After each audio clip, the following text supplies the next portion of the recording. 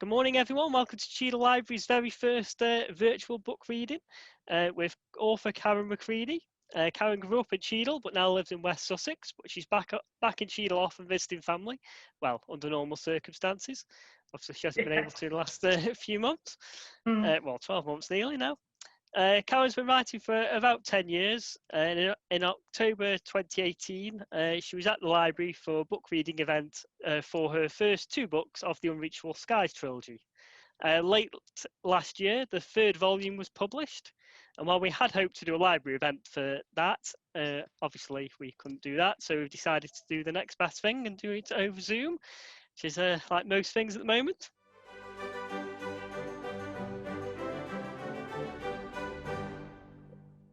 So this is the first few pages of book number 3, Ascent, which I hope you can see the rather nice cover that my publisher's designed for me. Blood and betrayal. Drew's eyes rolled, his white mane stood on end.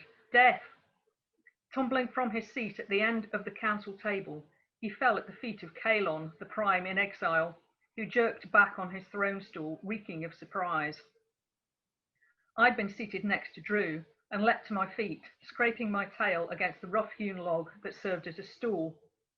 All around the table, heads turned, noses sniffed the air. The smell of shock overwhelmed the cramped space, hanging in the air like smoke from the log-built dwelling's single torch. Elva, Calon's nestmate, hissed and bared her teeth, adjusting her throne stool to twist her body away from Drew, while their half-grown youngling Urksov, seated to the left of his sire, partly extended his wings and growled.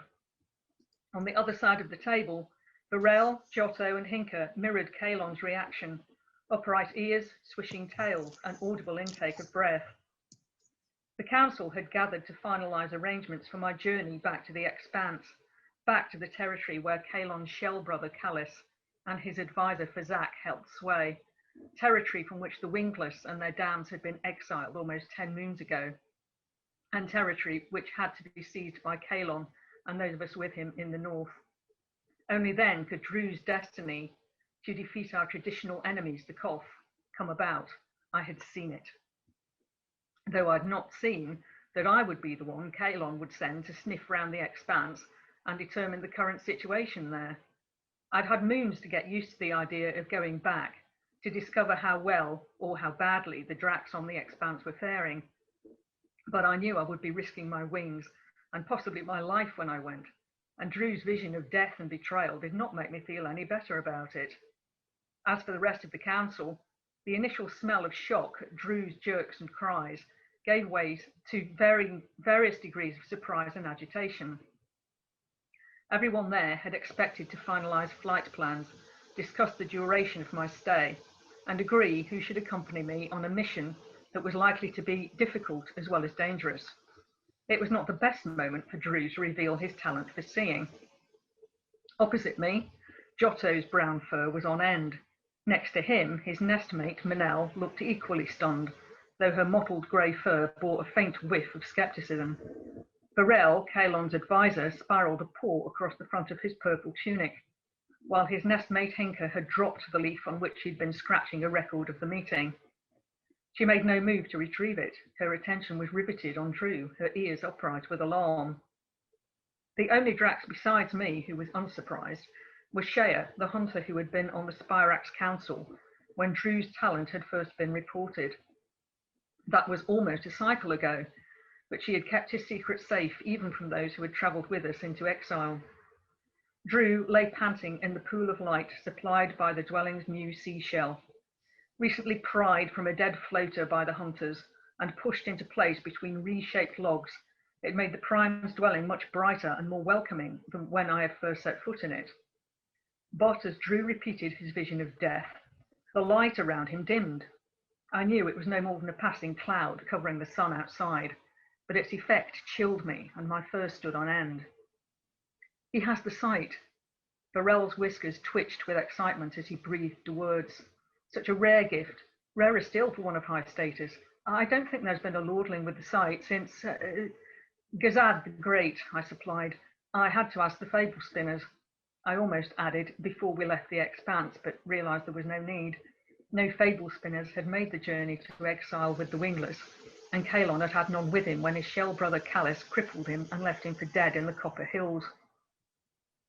Elva seemed to think that Drew was spinning a tale right in front of us.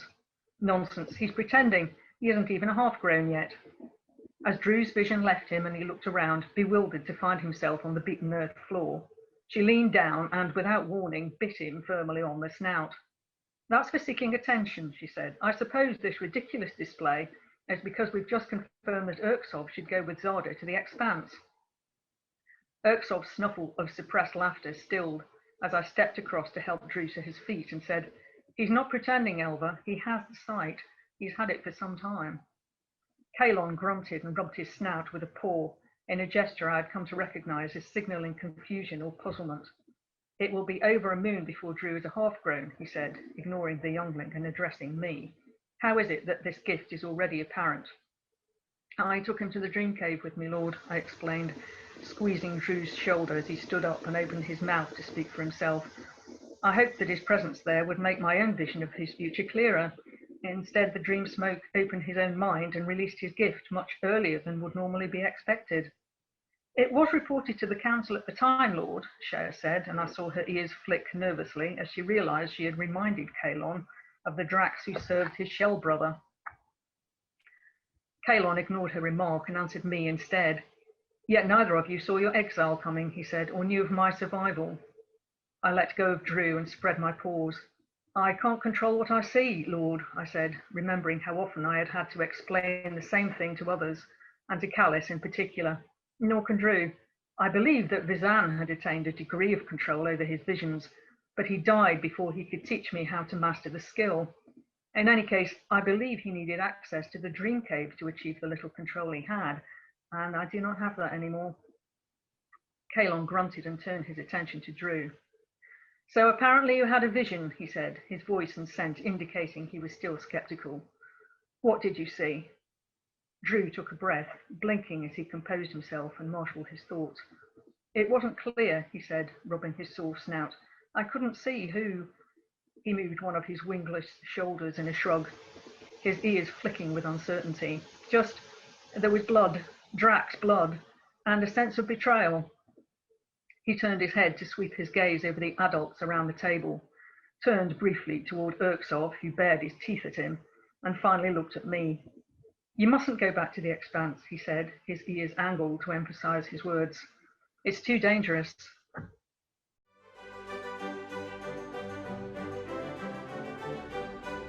Does anyone have a question? Go ahead, Andrew. Oh, hi, Karen. Do you base your characters on real people, and where do you get their names from? Some of them are loosely based on real people, yes, although I won't say too much about who's who, except for Zach, who was actually based sort of on a rather awful manager I once had, and I swore that I would have my revenge. I did. And what about their names? Where do you... Yeah, again, some of them are sort of corruptions of people's names that I know. It doesn't mean that that's the character, but I did, there's, as an example, Swallow the Fable Spinner is kind of a take on my friend, my author friend, James Swallow, who very kindly provided the quotes for the cover of the first book, and who is a New York Times bestselling author. So I thought I kind of needed to have a little nod to him in there. Some of them are just random collections of letters that kind of sounded okay.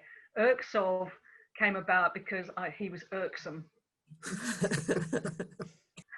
You mentioned another author that you're friends with. So yes. Are you friends with many authors, and do you help each other much generally? Yeah, Jim, James Swallow, I've known for more years than I care to remember. Jim became a professional author quite some time ago. He was a journalist, and then began to write tie-in novels for franchises like Star Trek and Stargate, Battlestar Galactica, things like that. And now writes best-selling thrillers. But we've kept in touch, and we're still friends all this time later. Other authors, I know one or two non-fiction authors. There are other authors in Bognor who I know of, and there's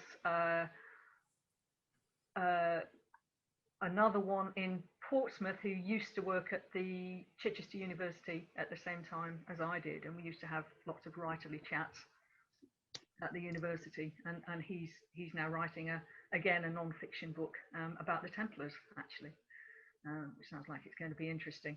In terms of helping each other, obviously not so much lately because we haven't been able to get together much, but sometimes it's a question of just talking something through, and you don't necessarily get the answer from the other person, but sometimes just saying it out loud, it helps your own process. So yeah, it's nice to kind of have that little bit of back and to with other people, but obviously it hasn't been so much face to face just lately.